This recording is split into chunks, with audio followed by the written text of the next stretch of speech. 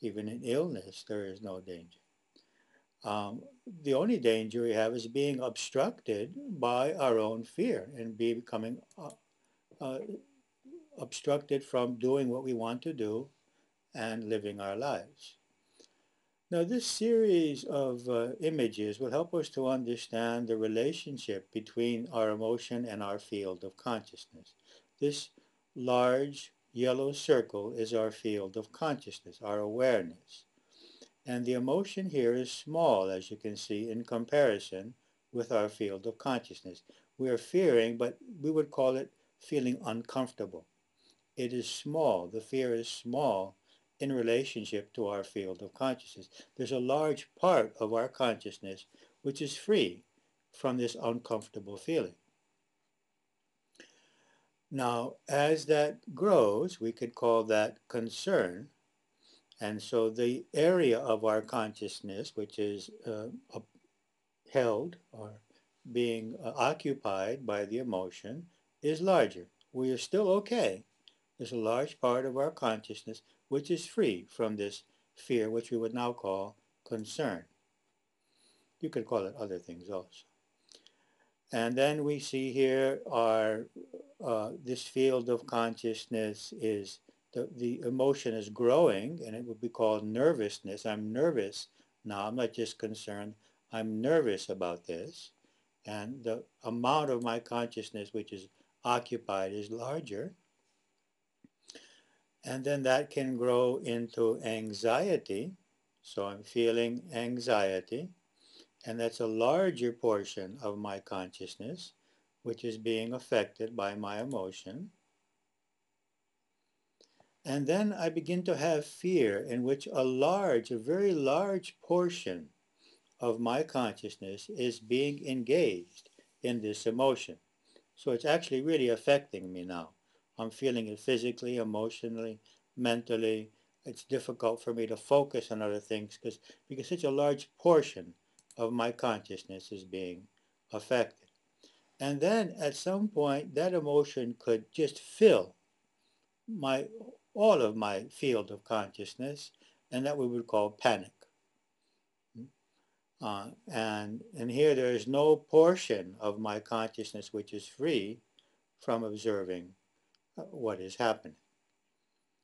So part two, let's look at some of the varieties of fears. We did in one of our classes a survey of 120 persons and asked them to tell us what they feared. And these are some of the major results. There are 140 different fears that they wrote down, but here are the major ones. Fear of illness, fear of the death of a loved one, and it's interesting to see that we fear more the death of a loved one than our own death, and that's understandable. But look at that, 95 people, fear of rejection from others.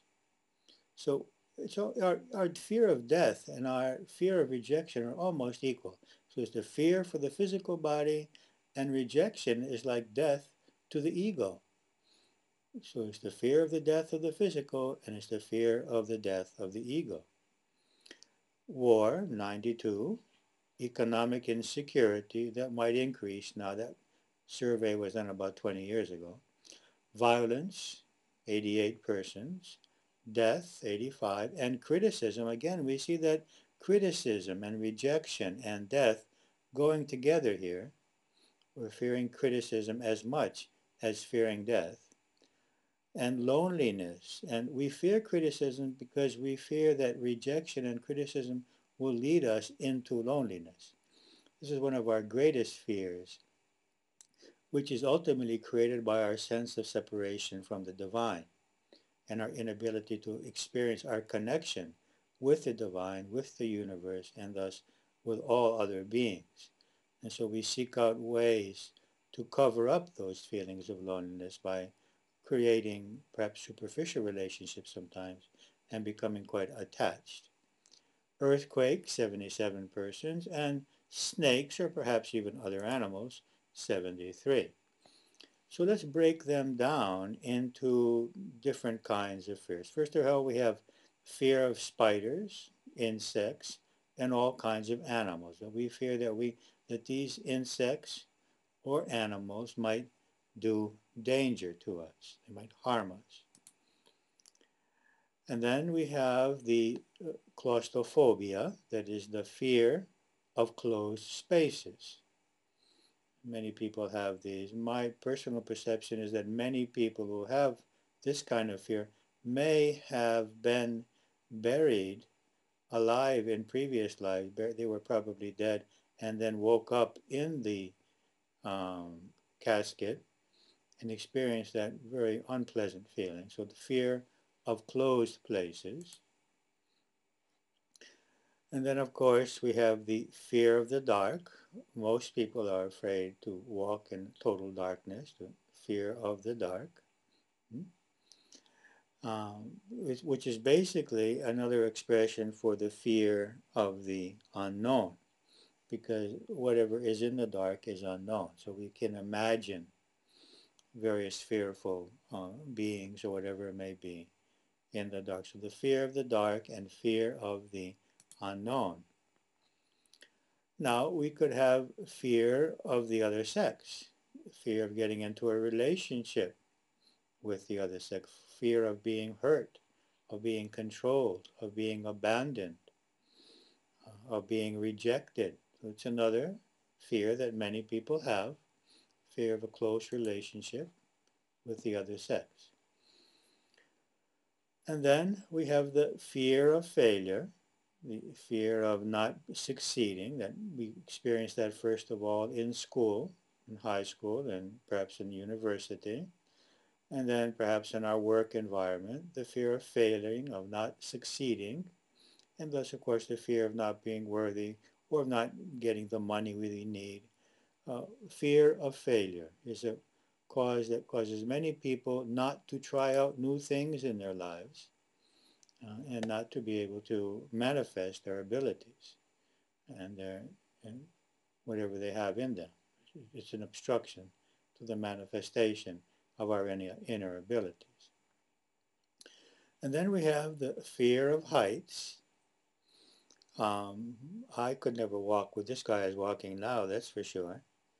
Uh, and it's a natural fear. Many people have them, but one thing is to do what this man is doing, and another thing is to be afraid to climb up a ladder and unscrew a light bulb or to do some work on our roof. So there are natural fears and there are unreasonable ones.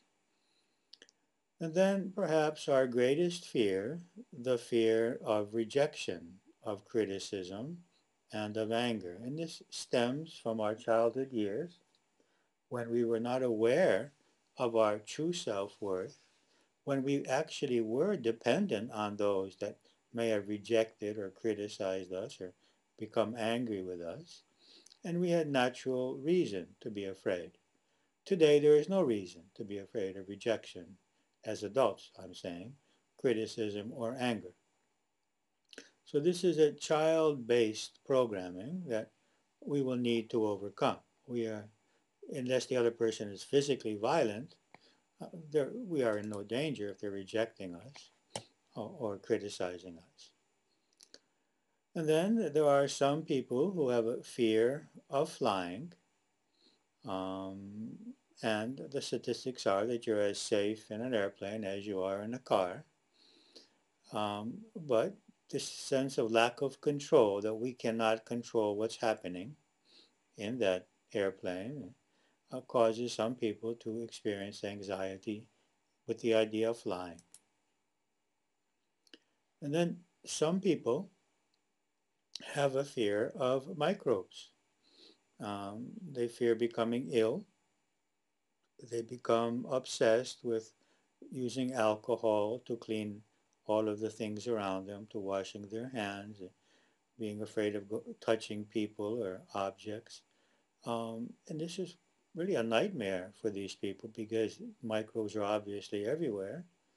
And the truth is that every moment we're inhaling thousands of microbes and that our body is simply destroying any of them that may be harmful to us. So we have a tremendously powerful immune system, and there really is no need to fear microbes. But perhaps our greatest fear is the fear of losing loved ones, the fear of uh, that losing the loved one and experiencing the tremendous emotional pain that we can experience with the loss of a loved person, and most importantly, a child, and then a spouse, and then after that, other beloved beings. So that is a fear we're going to actually have to overcome because we are all ultimately going to lose our loved ones, either because they will leave before us or we will leave before them. So we're all mortal. Our bodies are mortal. We are not mortal. We are immortal. But our bodies are mortal, and these relationships are temporary. And we will really need to overcome the fear of the loss of loved ones, um, and also the fear of losing our own lives in the material world as we know it. That is, the fear of death is a major fear, perhaps the major fear, along with the fear of rejection or being alone, that we need to confront in our lives. And when we are able to do that, mainly I think through spiritual perception, through faith and spiritual beliefs, um, we really will be free from fear ultimately. Then there is a major fear, which many people have, fear of speaking before others, fear of public speaking, fear of standing before other people and talking, and the fear of being rejected or saying something wrong or doing something wrong or not being accepted.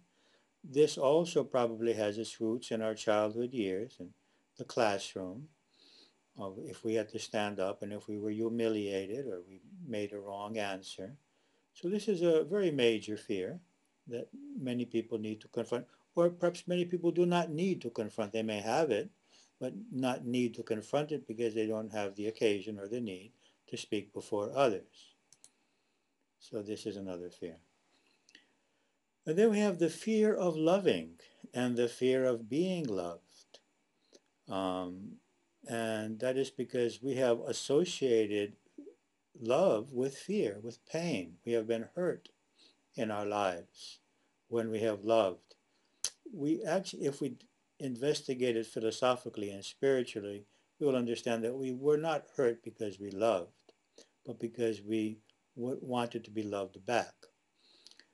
But we have associated being hurt with loving and being loved. And if our original relationships with parents or grandparents or brothers and sisters were painful, or if we were abandoned or lost to death or illness a loved one, it would be very natural for us to actually fear loving and being loved.